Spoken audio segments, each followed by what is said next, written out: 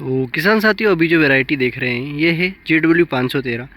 और पिछले वर्ष काफ़ी चर्चा में थी और इस वर्ष भी इसका जो टेलरिंग रहा वो काफ़ी शानदार रहा, फुटाव अच्छा रहा इस गेहूं का। और इसके बारे में अपन पूरी वीडियो में कवर करेंगे, इसकी जानकारी कैसा क्या गेहूं है और बीज दर कितना क्या रखते हैं, इसकी हाइट कितनी है, कितनी सिंचाई में पक जाता है, कितना क्या उत्पादन देता है और इसके बारे में संपूर्ण जानकारी।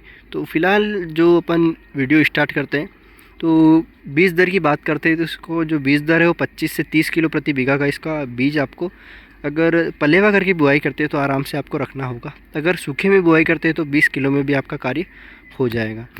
किसान साथियों, बात करें जब पहली सिंचाई में अपन ने इसमें क्या क्या डाला था, तो पहली सिंचाई जब करी थी पलेवा करके बुआई करी थी अपन ने, और पहली सिंचाई 22 दिन के बाद अपन ने करी थी और इसमें 25 से 30 किलो यूरिया का उपयोग किया था ताकि जो भी पोषक तत्वों की कमी इसके अंदर, नाइट्रोजन की कमी रह गई हो तो वो पूर्ण रूप से परिपूर्ण हो जाए। उसके बाद जब दूसरी सिंचाई वो करी थी अपन ने 20 दिन के बाद, और फिर उसमें अपन ने 20 से 25 किलो यूरिया फिर दिया था ताकि जो इसमें पिलासपन था वो दूर हो जाए। और किसान साथियों, हमेशा जो दूसरी सिंचाई करें वो पलेवा करके बुआई करी हो तो आप 18 से 20 दिन में ही करें ताकि इस गेहूं का जो कलर है वो आपको पूर्ण रूप से सही मिले। और फिर अपन ने तीसरी सिंचाई करी किसान साथियों, फिर अपन ने 18 से 19 दिन की गैप दी और तीसरे सिंचाई के बाद अपन बीच में अपन ने इसमें खरपतवार नाशक जो अपनी दवाई होती है 240 उसका भी स्प्रे इसमें कर दिया था। बाकी तीसरी सिंचाई के बाद चौथी सिंचाई में भी अपन ने 18 से 19 दिन का खिंचाव दिया। अब जो चौथी सिंचाई इसमें पूर्ण हो चुकी है और आज से 10 से 12 दिन बाद अपन इसमें पाँचवीं सिंचाई कर देंगे। अब एक वाटर मैनेजमेंट की बात करें किसान साथियों, तो जब आप दूसरी से तीसरी सिंचाई करें तो आपको खींचकर क्यों देनी होती है, ज़्यादा भी नहीं खींचे, सिर्फ 18 से 19 दिन में ही सिंचाई करें। और वो क्यों करें, क्योंकि अगर किसान साथियों हम गीला के गीला रखेंगे तो खेत में फंगस पैदा हो जाता है। और इस गेहूं का एक बेस्ट फैक्टर है वो है इसका फ्लैग लीफ, जो कि काफ़ी मोटा होता है दूसरे गेहूं से। इसका जो फ्लैग लीफ होता है 1.5 से 2 इंच का होता है। और किसान साथियों, पहले मैं बात करूँगा फ्लैग लीफ होता क्या है। फ्लैग लीफ झंडा पत्ती होती है जिसमें इसका जो फूड होता है वो स्टोर रहता है और बालियाँ बनने के पहले इसका सबसे अहम भूमिका होती है। और किसान साथियों, सारे गेहूं अभी तक मैंने जितनी भी वैरायटी देखी है सबसे ज़्यादा जो चौड़ा पत्ता होता है वो JW 513 का होता है और बालियाँ इसकी भी काफ़ी ठीक है।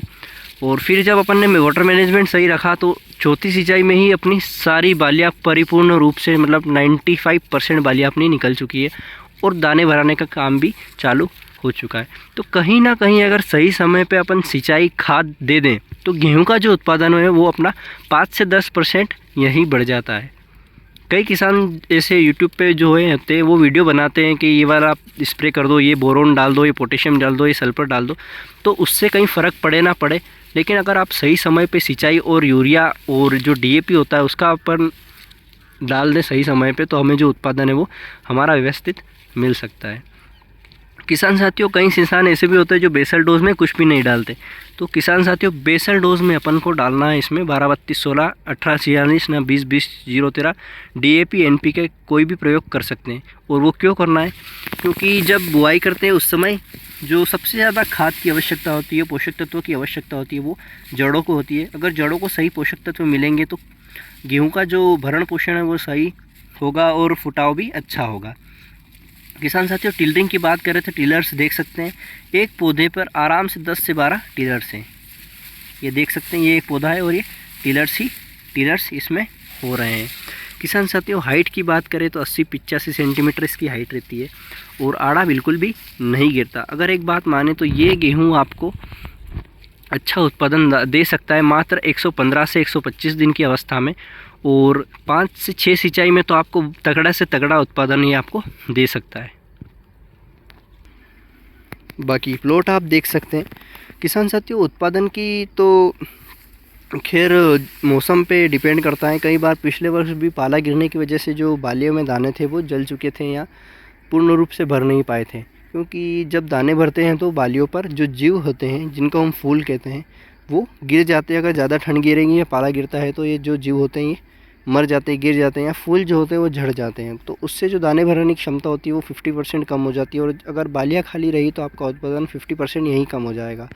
तो कहीं ना कहीं ठंड बालियाँ को मतलब अच्छे से उत्पादन देने का जो फैक्टर होता है वो डिक्रीज़ कर देती है, ख़त्म कर देती है। तो कहीं ना कहीं जो ठंड है, हवा है, पानी है, ये 3 से 4 फैक्टर गेहूँ पे काफ़ी अफेक्ट करते हैं। बाकी सिंचाई अपन ने सही समय पे करी थी, व्यवस्थित करी है। अब देखते हैं कैसा क्या उत्पादन ये गेहूँ देता है। बाकी पिछले साल भी GW 513 का अच्छा कवर रहा था, इस वर्ष भी देखते हैं कैसा क्या कवर करता है, कितना क्या उत्पादन देता है।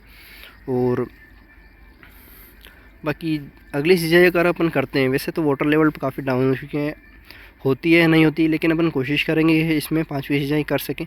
और जैसे ही अपन 5वीं सिंचाई करेंगे तो मैं आपको एक और वीडियो में बता दूंगा 5वीं सिंचाई कब करनी है। फ़िलहाल तो अपन 4थी सिंचाई कर चुके हैं और बालियाँ पूर्ण रूप से आ चुकी है। थोड़ी बहुत बालियाँ बची है, वो निकलने मतलब थोड़ी सी बची है, वो भी निकल जाएगी 2 से 4 दिनों में। तो कहीं ना कहीं अपना जो प्रोसेस था गेहूं का वो अच्छे से चल रहा है। और प्लॉट आप पूरा देख सकते हैं, पूरे प्लॉट में बालियाँ ही बालियाँ हैं।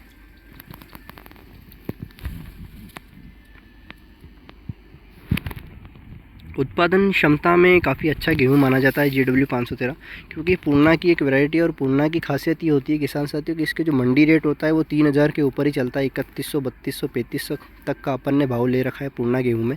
ये थोड़ा उससे हटके है और इसका नाम ही अगर मंडी में ले लेंगे कि GW 513, तो ये आराम से 100, 200, 300 रुपये दूसरे गेहूँ से टाइट ही बिकता है।